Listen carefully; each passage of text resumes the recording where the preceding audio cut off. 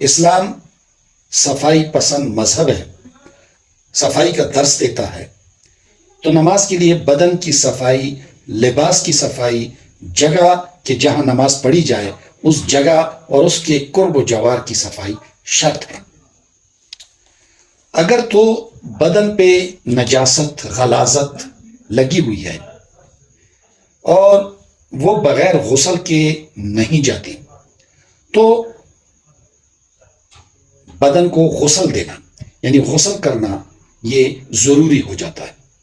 اور چاہیے کہ نماز سے پہلے ہم اپنے بدن کو پانی سے رگڑ رگڑ کر صاف کریں، ہم نہائیں، پورا بدن کو غسل دیں۔ اور اگر صرف وضو کرنا ہی مقصود ہے نماز کے لیے تو